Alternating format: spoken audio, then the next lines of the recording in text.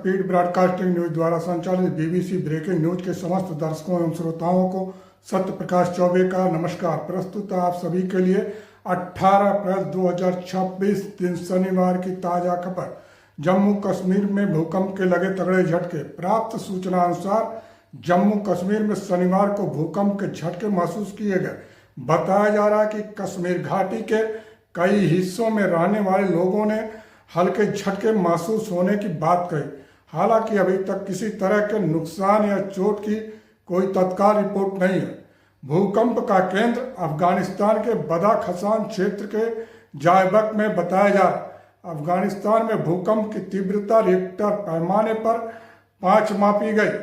भूकंपी आंकड़ों के अनुसार यह भूकंप शनिवार की सुबह करीब 8:24 पर आया। यह जमीन की 190 किलोमीटर की गहराई पर था। एक और खबर जम्मू कश्मीर से ही आ रही है, जहां शनिवार की सुबह होटल में आग लगने से मच गया हड़कंप। प्राप्त सूचना अनुसार श्रीनगर शहर के व्यस्त इलाके लाल चौक में घंटाघर के पास स्थित एक होटल में शनिवार सुबह अचानक आग लगने के बाद इलाके में मच गई अफरा तफरी। सूचना मिलते ही दमकल विभाग की कई गाड़ियां पहुंच गई मौके पर और आग बुझाने का काम कर दिया शुरू। फायर ऑफिसर मुजफ्फर अली भट्ट ने मीडिया में बताया कि सुबह करीब 7:15 बजे आग लगने की सूचना मिली थी, जिसके बाद तुरंत टीम पहुंच गई मौके पर। उन्होंने कहा कि फिलहाल आग पर काबू पा लिया गया है और कूलिंग ऑपरेशन जारी है। उन्होंने अभी बताया कि इस हादसे में किसी के घायल होने या मरने की खबर नहीं है और सभी लोग सुरक्षित हैं। होटल की छत पर 15 कमर्शियल गैस सिलेंडर मिले हैं। उन्हें वहां क्यों रखा गया था, इसका कारण अभी तक स्पष्ट नहीं हो पाया है। एक और खबर होर्मुज से संबंधित आ रही, जहां स्टेट ऑफ होर्मुज को खोले जाने के ऐलान के बाद भी अमेरिकी नाकाबंदी जारी रहने के चलते ईरान और वाशिंगटन में फिर ठंड गई। इसके बाद होर्मुज को पार करने का प्रयास करने वाले दर्जनों जहाज लौट गए वापस। इस बीच ईरान की सरकारी प्रेस मीडिया ने जहाजों का ट्रैकिंग डेटा वाला एक फुटेज भी शेयर किया, जिसमें होर्मुज से जहाजों के काफिले को लौटते हुए देखा जा रहा है। उसमें सख्त संदेश लिखा है, सैन्य जहाजों और शत्रुओं के जहाजों को होर्मुज जलडमरू मध्य से गुजरने का कोई अधिकार नहीं।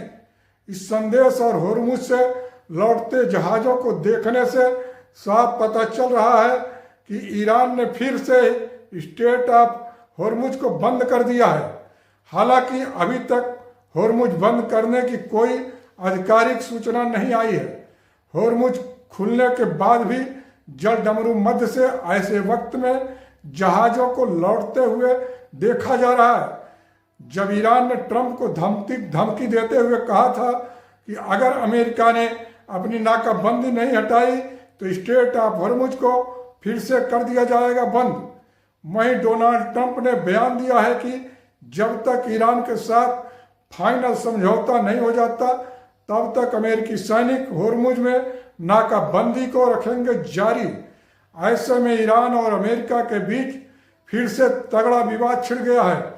इसके बाद ईरान ने दोबारा होर्मुज बंद करने को कहा था, जिसके बाद से ही होर्मुज पार करने का प्रयास करने वाले जहाजों को वापस लौटते हुए देखा जा रहा है। एक खबर दिल्ली से आ रही है, जहां महिला आरक्षण बिल को सदन में बहुमत न मिलने के कारण कांग्रेसी नेत्री प्रियंका गांधी जी ने क्या कहा, यह हम आपको दिखाते हैं उनके द्वारा प्रेस कॉन्फ्रेंस में दिए गए जवाब में। इसका कोई उत्साह नहीं है। हमने अगर उत्साह मनाया है कि हमने लोकतंत्र बचाया है, क्योंकि इनका जो षड्यंत्र था वो एकदम अलग था। उसका मैंने स्पष्ट अपने भाषण में बोला है कि इनकी क्या योजना थी। तो हमने डिलिमिटेशन पे इनकी जो साजिश थी उसको डिफीट किया है। मैम, कोई चिट्ठी लिखी जा रही है विपक्ष की तरफ से पीएम को पुराने महिला आरक्षण कानून को लागू करने के लिए? हम कह रहे हैं, पूरा विपक्ष कह रहा है, इकट्ठे होकर कह रहा है कि आप पुराने वाले कानून को लागू करिए। आपने उसको नोटिफिकेशन आपने किया है उसका, अभी 2 दिन पहले 3 साल बाद 3 सालों के लिए कुछ नहीं किया, तो अब उसको लागू करिए, हमें कोई आपत्ति नहीं है। हम जहां तक महिलाओं के आरक्षण की बात है, हम डट के उनके साथ खड़े हुए हैं, लेकिन जिस तरह से ये लाए हैं और जो साजिश ये करना चाहते हैं हमारे लोकतंत्र को, हमारे देश की अखंडता को कमजोर करने का, उसके साथ हम कभी खड़े नहीं हो सकते। अभी तक आज सभी देख व सुन रहे थे सत्य प्रकाश चौबे द्वारा प्रस्तुत 18 अप्रैल 2026 दिन शनिवार की ताजा खबर।